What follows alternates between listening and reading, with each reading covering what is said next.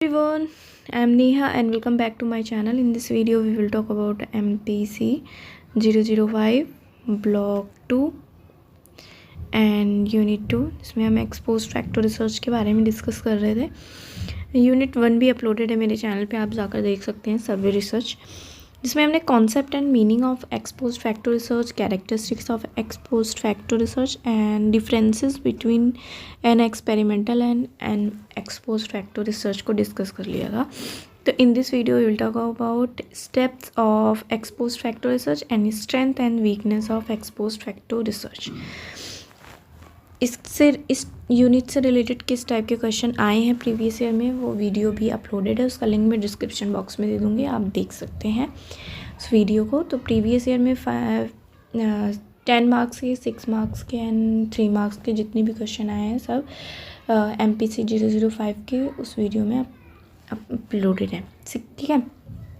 So start करने से पहले अगर मेरी वीडियो पसंद आए तो प्लीज़ लाइक करना, अपने दोस्तों के साथ शेयर करना, और मेरे चैनल पे नए हैं तो प्लीज़ मेरे चैनल को सब्सक्राइब करना for more videos. So let's begin the topic. So topic आप सब जानते ही हैं, steps of exposed factor research, जिसको आइजैक एंड माइकल ने 1971 में दिया था स्टेप्स। तो फर्स्ट स्टेप उन्होंने दिया डिटरमाइनिंग द प्रॉब्लम।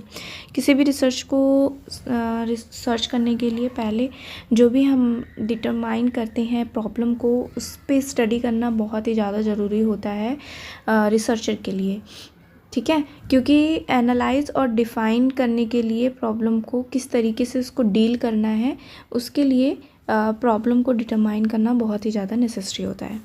नेक्स्ट होता है लिटरेचर रिव्यू। लिटरेचर रिव्यू अगर आप जब रिसर्च करेंगे या फिर आपने कभी प्रोजेक्ट वर्क किया होगा, जैसे आप सेकेंड ईयर में करोगे, तो उसमें क्या होता है कि जो भी आप टॉपिक ले रहे हो उससे रिलेटेड प्रीवियस जितनी भी रिसर्च हुई है वो सारी रिसर्च आपको पढ़ना पड़ेगा। मतलब कि जिस टॉपिक पे आप रिसर्च करना चाह रहे हैं उस टॉपिक से रिलेटेड जितनी भी रिसर्च हुई हैं रिसेंटली 5-6 ईयर्स की, उनको आपको रिव्यू करना पड़ेगा, ठीक है, जिससे कि आपको थोड़ा सा हेल्प मिल जाए एनालाइज करने में, प्रिडिक्शन में, कंक्लूज़न में, ठीक है, जो आपकी स्टडी के लिए हेल्पफुल होगा, यानी रिसर्चर की स्टडी के लिए हेल्पफुल होगा। फॉर्मुलेशन ऑफ हाइपोथेसिस, ये थर्ड स्टेप है। इस स्टेप में हाइपोथेसिस की फॉर्मुलेशन की जाती है, जिससे कि जितने भी पॉसिबल सॉल्यूशन होते हैं, किसी रिसर्च के अल्टरनेटिव सॉल्यूशन होते हैं, उनको सबको क्या करना होगा, आपको ऐसा हाइपोथेसिस फॉर्मुलेट करना पड़ेगा। जैसे कि हमने फर्स्ट वीडियो में डिस्कस किया था कि जब एक बच्चा है जो क्रिमिनल एक्टिविटीज़ या बिहेवियर करता है, तो उसकी सारी पॉसिबिलिटीज़, एक्सपेक्टेड पॉसिबिलिटीज़ जितनी हैं सब देखेंगे, तो वो एक तरीके से हमारी हाइपोथेसिस ही होगी, ठीक है।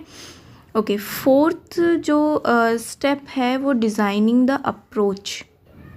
सो इस स्टेप में पहले रिसर्चर को ये देखना है कि कौन सा सैम्पल उसकी रिसर्च के लिए नीड है, उस क्राइटेरिया को पढ़ना और अपनी एग्जैक्ट जो सैम्पल है उसको सेलेक्ट करना।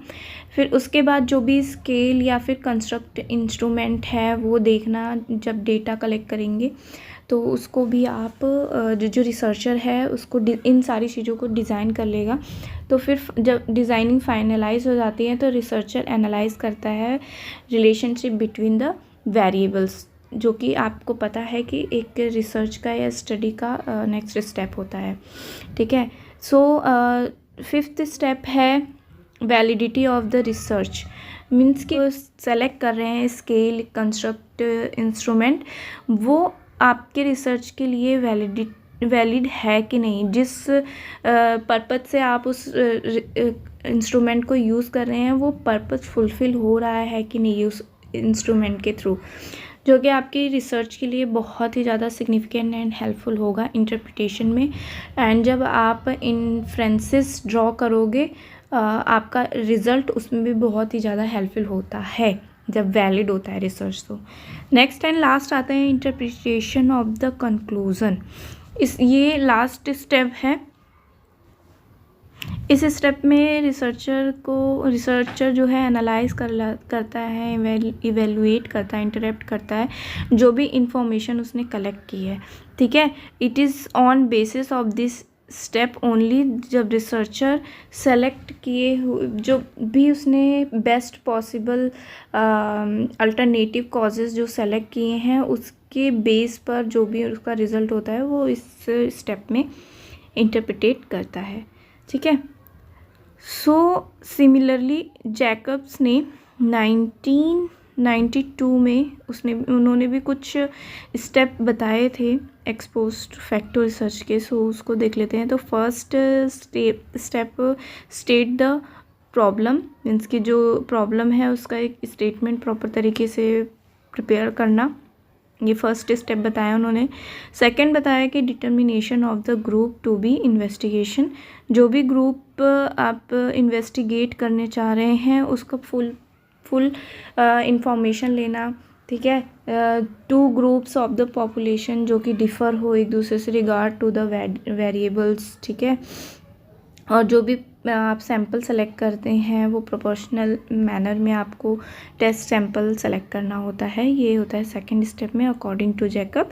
थर्ड स्टेप में उन्होंने बताया the process collection of data, जो भी आप डेटा कलेक्ट करने के लिए जो भी प्रोसेस होता है, जैसे कि सैंपल आपने सेलेक्ट कर लिया, फिर कुछ जो टेक्निक्स आप यूज़ करेंगे जैसे कि क्वेश्चनर होता है, इंटरव्यू होता है, लिटरेचर, जैसे भी आपको डेटा कलेक्ट करना होता है वो आप थर्ड स्टेप में करेंगे। एंड लास्ट आता है interpretation. As you all know कि इस स्टेप में जो भी फाइंडिंग्स होती हैं, जो भी रिज़ल्ट होता है उसको हमें इंटरप्रिटेट करना होता है, जिसमें कि हमारे जो कंक्लूज़न होता है, हाइपोथेसिस या तो रिजेक्टेड होती है या तो एक्सेप्टेड होती है।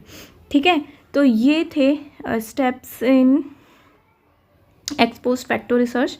सो अब हम स्ट्रेंथ देख लेते हैं कि एक्सपोज्ड फैक्टर रिसर्च की स्ट्रेंथ क्या है। जब आपको ये टॉपिक अच्छे से समझ में आ गया होगा ना तो आप ऑटोमेटिक इसको लिख सकते हैं।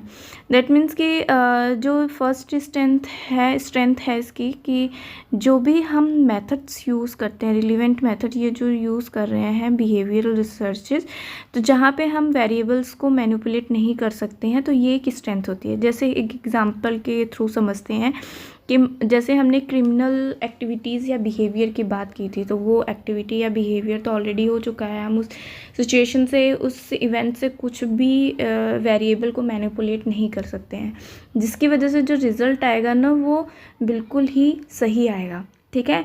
और एक एजुकेशनल वेरिएबल है जिसमें हम जो भी अचीवमेंट है वही अचीवमेंट वहाँ पर शो करेंगे, हम उसमें मैनिपुलेट नहीं कर सकते, मतलब कि छेड़छाड़ नहीं कर सकते। जो रिज़ल्ट आता है वो बहुत ही एग्जैक्ट आता है।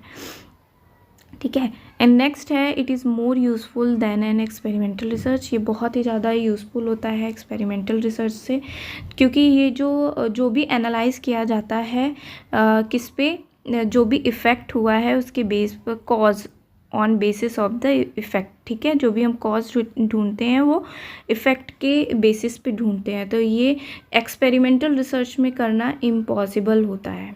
ओके। नेक्स्ट है ये बहुत ही लेस टाइम कंज्यूमिंग है as well as economically. And next strength है it give a chance to researcher to analyse on the basis. ठीक है। जो रिसर्चर होता है वो अपने पर्सनल ओपिनियन पे एनालाइज करके इसको क्या करता है कि बेस्ट पॉसिबल कंक्लूज़न निकालता है, जो कि किसी और एक्सपेरिमेंट में या किसी और रिसर्च में इम्पॉसिबल होता है। ठीक है।